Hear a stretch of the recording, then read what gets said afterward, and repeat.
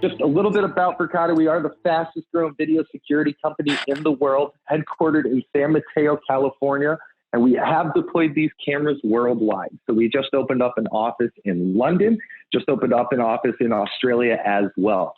Now, back in February, we just received our Series C funding for $80 million at a $1.6 billion valuation. And we got that funding from Meritech, Sequoia, Siemens, First Round Capital. These are some of the major players in the Silicon Valley world, and they have invested in with us since Series A, or initial seed funding, which is pretty amazing. And to reiterate, that is the highest Series C funding since Facebook in the Silicon Valley world. So that is pretty amazing about the trajectory that we're on right now. As for our team, our founding team, we are founded by a group of computer scientists from MIT and Stanford, along with the former founder of Meraki, Hans Robertson. Now, Hans sold Meraki to Cisco back in 2012 for $1.2 billion. And then he started out Verkada because the job wasn't done yet. Philip, our CEO, realized that homeowners had a lot better security system than businesses or enterprises did. So Verkada was born. Think of Verkada like Ring or Nest, but on steroids, and for specifically business. With the goal in mind is to create the most modern enterprise video security system with the vision of having it the most secure, scalable sensor platform ready for these AI applications. I can't stress enough the security aspect of these cameras. It's funny, we're selling security cameras, and we have the most secure camera on the market, which I'm going to show you here why. The old system architecture. Now, guys, I'm sure you guys are not familiar with this, so I want to show you and kind of hone in on this. And again, I can screenshot all this and send it to you. But pretty much this is how everybody is used to security cameras. You have your cameras that are wired into a switch, which go to your NVR DVR. So this is literally the single point of failure. It goes to your NVR DVR and then to your local PC. Now, if you're off site and it's 2020, everyone wants to see their cameras, see their facilities off site from home, off their internet. What they have to do is they have to poke a hole into their firewall or open up a port here in order to access their router or hub to get access to the NVR DVR. When they're opening that port or opening that firewall, they're literally opening themselves up to anyone hacking their devices. This NVR DVR, again, it is the most hacked device on the market. So they said it's the most hacked device for all IoT, which is a pretty amazing thing. And it's only because people are viewing these cameras from afar because they're opening up. So what does Verkada do here? Verkada has everything on the camera itself. We get rid of that NVR DVR. We get rid of the router or hub. It's just the camera itself. And the camera records on the camera solid state storage up to 365 days of video. Now, when the camera does is it takes embedded thumbnails and metadata, shoots it through to the cloud, and then shoots it through to your device. So now there is no more single point of failure. Every crook in America knows if they're going in to rob a place, they're going to take this NVR DVR with them or demolish it, and all the footage is lost. You're saying that the storage is in each camera? Yes. So it's in the camera, but then they send embedded thumbnails and metadata to the cloud as well. So it's a hybrid approach where it's stored in the camera and the cloud. And I'm going to kind of show you how that works. Wow. And then also, if you're on site, we don't need the cloud because everything's PoE, so power over Ethernet. So what we do is we supersede the cloud. We go from the camera straight to your device. Now, these cameras at rest only take up about 20 kilobits per second of data. So that's like sending a Gmail. I have talked to a grocery store chain who has this archaic old system architecture here. They had about 50 to 60 cameras per store. And they told me that they were buying servers with 70 terabytes of data to keep their camera system up and running. I did a quick Google search of those servers, and I shit you not, those servers cost them anywhere from $70,000 to $110,000. So per location, these guys were spending $70,000 to $110,000 just to get their cameras up and running. With Verkada, because of how bandwidth friendly we are, there is no additional servers needed. You can run it over that PoE. Now, there are use cases where internet's a tough spot. John has answers for that as well. You guys have any questions about how we kind of operate here? And once you see the system work, it will definitely make more sense for you here too. Who do you use to host the data on the cloud? It's a great question. We use AWS. We have 5 redundant cells in the U.S. We're growing worldwide. I believe we're trying to open up 2 in Canada and then the rest worldwide as well. But for now, it's 5 redundant cells in the United States. And by 5 redundant, I mean there's 5 copies in the cloud, 1 copy at the camera. Brian, what do they mean by Peter, 5 redundant? I thought it was 5 different cells. Yeah, I can jump in. This is Cam. Sorry, guys, I was a little bit late, and I'm going to have to jump here at 8:30. So first off, if you say 5 redundant cells, 5 doesn't cells, AWS, all US-based servers, no one's going to press you any further than that. So I think a large part of today, too, is just making sure that we're given the right talking points and we're not going too far down the rabbit hole. That said, to answer the question for you, 5 redundant cells means they're all just exactly what you just stated, that there's 5 essentially copies of this. So if one were to go down, which doesn't happen with AWS, but if it were to, your data is still protected because it's not in one secure location. Thanks, Cam. So I'm going to get quickly into the sales engagement, and I'm going to show you guys this kind of talk track here, but more or less the sales engagement process. This is what we're looking for. This is what we're looking to drive people towards, and we're looking to make it into this way. This is almost like the Verkada playbook. It's going to start out with a webinar or demo. So you guys are trying to drive them towards this webinar or demo or the free trial. But a lot of the times, this is the process. We go from the webinar demo. At the end, we close them with a free trial. Let us send you some cameras, plug them in, zip tie them to your front door, try these out. And then we set up a best practice call, which is after the trials are installed, we review the camera functionality. So it's more or less like we're doing a demo again, but we're teaching them along the way and we're having them drive the conversation. So we're screen sharing with them and we tell them to click here, click there. If we follow these proper steps, it's something like an 85% win rate. I honestly think this number should be higher than 85%.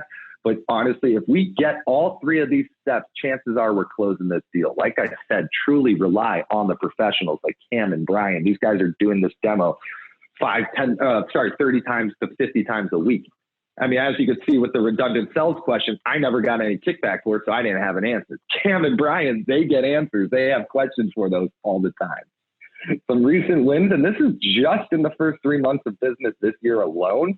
There's some really good ones here. United Healthcare was a huge one because I know that one started out with an 81-day close, but we really brought that one home with the COVID response trial form where it was, we got them pretty close to the finish line. COVID happened. And what the rep did for that one was we have this response called COVID-19 for hospitals or healthcare where they're sending 10 free cameras and a viewing station. So it's like $15K worth of hardware that they sent out to this group to get them excited. And they did it for free to get that fish on the line for us. We also did have $2 million closes, which is pretty damn awesome as well. But this one's the highlight of our I think, Peter, unit. Hell yeah. Peter, one thing to jump into, just again, I want to provide some insight before I have to jump. This Massimo deal started off as a 1-camera trial conversion purchase. So this was one of our early deals. Ryan Young sold, who was the first sales rep, and then Morgan Toll came in and continued to engage the customer. Again, they purchased the trial camera, so they saw the solution get better over time. And then when the time came to outfit their entire facility, it was $1 million purchase. So when we're talking get a demo, get a trial unit, get them a camera in a blind spot, that's what we're talking about, right? Is a 1-camera deal that you don't even think about could turn into $1 million deal because the product is that good. It's an excellent point where this sales cycle, our sales engagement process is in this succinct order for a reason. But also, Cam, correct me if I'm wrong here, but a lot of the times the name of the game is just get a camera into their hands or show them this product, and the product sells itself here. The same idea. We got them a free trial camera and they've seen the way it was changing. They've seen our constant software updates, and then all of a sudden $1 million PO comes out of it after we keep working it. Now, I sent this whole slide deck to John. So John, I want you to share this Verkada elevator pitch with these guys here too. But more or less, this is kind of like our elevator pitch. This is what we're arming you guys with to kind of dangle that carrot in front of them and get them excited here. But just to kind of breeze through it here, Verkada is a hybrid cloud solution is modernizing video surveillance by eliminating the need for NVRs or DVRs, server storage, and third-party VMS software. So what I just mentioned there is three major pain points when it comes to the standard system, we'll say the old architecture, right? It's NVR, DVR, servers, and the third-party VMS. These cameras are plug and play via power over Ethernet and have automatic firmware updating. It has automatic firmware and software updating where pretty much we are future-proofing these cameras. Any update that we make, and we'll show you when we get into the demo, they get pushed through to our cameras for free. The software offers the latest and greatest in native AI analytics, and the proactive alerting can inform you of threats on your site so you can respond in real time. Just to highlight that proactive alerting, guys, that was not out there last week. Last week on Monday, they unveiled this proactive alerting, which Brian will jump into in our demo here. But more or less, we now have alerts where if someone walks across campus or walks into a facility, we can have an instant text notification of that person in the facility. So the future is here, and these cameras have now been pushed through all that software updates to all the existing customers. I'm going to kind of, because these ones are simply just reading. John, I'm going to have you send out just like pretty much from here down to your people here. But more important is qualifying questions. Yeah, go for it. Can I just poke a question before I get completely lost and forget it? For clientele who have existing networks of thousands of cameras across large campus locations, how well do these cameras implement into existing systems?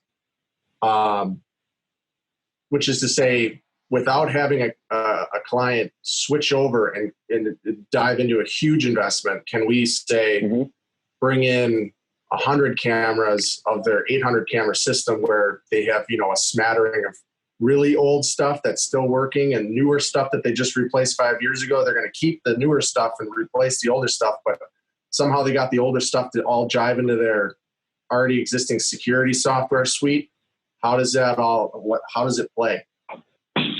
So that's a great question. And honestly, that's something we come across all the time.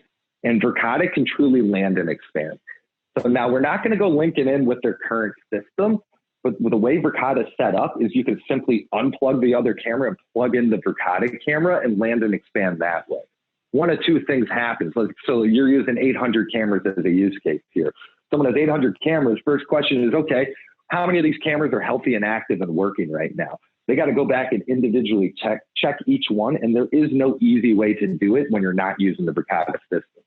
So they come back and they say, well, we have about 100 that are not working. Okay, let's start with 100 Verkada cameras. They're going to work side by side with yours. You're just going to use the new Verkada interface when looking at the Verkada cameras. After that, one of two things happen, where the end user gets so frustrated with this current system, he says, just come and rip and replace all of them. Or they call you and they say, hey, another 5 cameras just went down. I want 5 more Verkada. Because if you put our cameras up side by side, especially with someone who has that older system, like Travis, I'm not kidding, we're going to win that battle almost every single time. Thank you. So some qualifying questions as well. And this is something I was kind of working with Jay as well here on. And I know Cameron gave him some of these talk tracks as well, but how is your organization approaching surveillance? What is your business currently using for surveillance? As in like Axis or Vigilon, what are you using? Do you have any active video surveillance projects? Now you can make this question a little bit better where it's how many of your cameras are working right now if they say no. Are you happy with your current video surveillance solution? Again, that's kind of a guiding question. I wouldn't ask that question until we find out that they're not happy with it just from your discovery. And then the next is, do you have a few minutes so I could tell you about the hybrid cloud surveillance product? Again, you guys are dangling that carrot in front of them. I think that should be it here. Brian, I'm going to stop sharing and let you kind of jump into the demo here, all right? Yeah, we're running right up against the time here right now. So what I'm thinking potentially is sending over one of the recorded demos, just one of the webinars, so they can see the feature set. And that way they can watch it on their own time. And I mean, they can dive feature by feature through it. I mean, the last thing that I kind of wanted to touch on was just, obviously we're trying to keep everybody out of the weeds here. Obviously lean on people like Cam, myself for that. But I mean, when you're talking to people about this stuff and you're having those conversations, like the way I looked at it when I kind of got into the security world was there's 3 buckets when it comes to security cameras, right? You need to find your footage, you need to save it, and you need to share it. So with a lot of these systems, people will run into snags on one of those different levels. So when it comes to finding footage, right, a lot of the flashy AI analytics, a lot of the stuff that you'll see in the demo that I send out or that you've heard or seen in Verkada's ads, that stuff's going to catch people's eye because it's going to allow them to find footage faster. I mean, if you think about what you think about security cameras today or what you see in the movies, it's like, oh, that happened around 2 a.m. last night. Cool. Fast forward.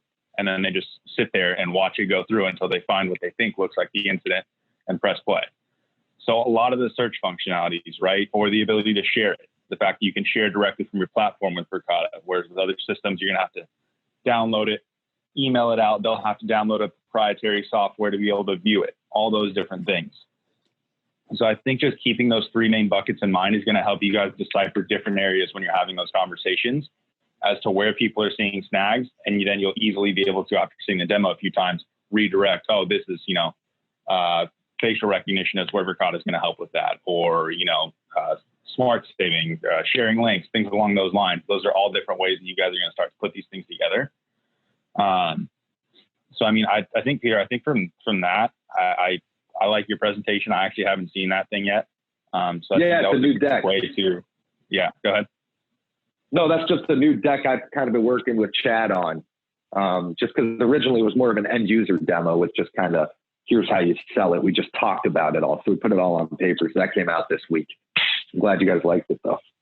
Yeah, no, I think that's solid. That's a good way to get the ball rolling. And then when it comes to those 3 buckets, right? Again, you'll see a lot of these fancy features, but when it comes to Verkada, a lot of your main selling points and what's going to be the stuff that's really going to drive these things home. So it doesn't become a feature versus feature battle and you show me your camera, I'll show you mine. It ends up being things like our 10-year product warranty, right? Those automatic firmware and software updates. So you're just future-proofing your organization. It eliminates that easy point of access to the NVR, right? Low bandwidth, secure remote access. All of those things, those 4 or 5 things are going to be your main points to drive home that other people can't match us on step for step. So, I mean, unless there's anything else you want to dive into, Peter, I don't want to hold everybody here. I know we are running over. So I'm thinking we can just shoot over one of the recorded webinars and they can sift through that on their own. And it'll allow them to kind of digest it as they go through on how to, hit those 3 buckets, find, save, share footage. No, I agree. I think we should. Do you have those recorded webinars? I don't know where to find that. Yeah. I can send them out. Cool. Let's send that to John because John, I already sent you the this deck that I just went through here. So let's get them the recording so they can at least see the product. We've got one hosted on the Jendy site that I've already sent out. I think Jason watched it. I did not send it to Trav yet, but we can get him one. Yeah. Brian, try to get them the most updated one just so they can see if we have any, if there's any changes. Because John, I don't know how old the one is you have, but I just want them to see the changes that we've made in just a short amount of time this month alone, we'll say. Yeah, that sounds good. And then Brian, so we've got Jason on the call here. He's our guy located over in Michigan. Do we want to set up another call with just like 3 or 4 of us to talk about getting started? Or do we want to kind of go over that now? What are you thinking? I mean, I'm game to set up another call then, so not everybody's having to sit in on us game plan in Michigan, where we can chat with potentially like, me, you, Peter, Eris on our side, and get kind of the whole Michigan team looped together and walk through some different strategies into how to get our foot in the door out there. Okay, that sounds good. All right, what else? Jason, Travis, any questions? Not right now, not without going down some rabbit holes. And I think that the demo that will be sent to me will answer a lot of those questions. Okay. Jay, so you've been with Jendy now for a couple weeks. Anything you want to chime in on? So yeah, just my experience getting started is kind of like, it's been a little bit of a learning curve, but it's all about just getting in touch with the right people. So when you make your calls, you're cold calling, you're going to have a lot of gatekeepers. And if you touch on those points where you're just saying, I'm looking to speak with somebody in your IT department, hopefully like a manager, you'll get a name and stuff. Sometimes the name will be like either wrong or whatever, but once you get in touch with that person, you're really just pushing for that demo. And I kind of like dangle that free camera in front. Is like, we're looking to modernize video surveillance technology in the manufacturing sector, in the education industry, or in the education sector. Now, we'd like to get your input on that as like just trying to get their expert opinion. This is something that Cam has kind of been working with me about. But basically what I'm doing is I'm saying, we'd like to get you a free camera. Just let me know when you have like 10, 15 minutes to just sort of set aside, and we can give you a demonstration of how to use the camera, and we'll get it in your hands along with like a Yeti cooler or something like that. So you're really just trying to set up that appointment. And again, you're going to have a little bit more success if you're going to have success if you just get on the phone with the right person. So that's like been the only real challenge that I've had, is like, if I'm not getting through to the right people, I probably leave like 50 or 60 voicemails a day. But, if I get through to 2 or 3 people, as soon as they hear about our product, I ask them this one question. I just said, I have one question for you. I know you don't have a lot of time, but are you still using NVRs or DVRs? And if they say yes to that, then I know that I have something there. And that's when I'm really pushing hard to get that meeting set up, because I'm telling them like, that's old technology. We're kind of like the new wave. We're trying to modernize the way that people kind of use it. And I broke down a lot of what Peter said about how like all those NVR, DVR servers are kind of susceptible to being hacked. And, Verkada doesn't have that problem. And, I haven't really spent too much time making any sort of, I haven't given a demonstration. I haven't really become an expert on this product yet, but I've had a little bit of success just trying to get them to be curious about our product. I encourage them to kind of look into it. And then I have a couple email templates that I've sent out to them with a couple hyperlinks to just how it can help them in whatever industry they're working in.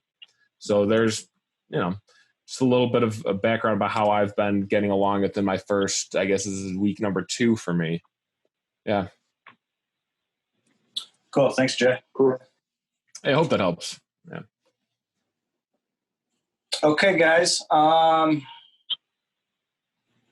Let's wrap this up. Trav, we can hop on another call, talk about how we want to get started. Jason, same thing. I think next steps, would be to hop on a call with Brian, and we can just talk about, the steps on getting started, getting you going over there, and we'll start cranking away. There's a lot of opportunity out there, man.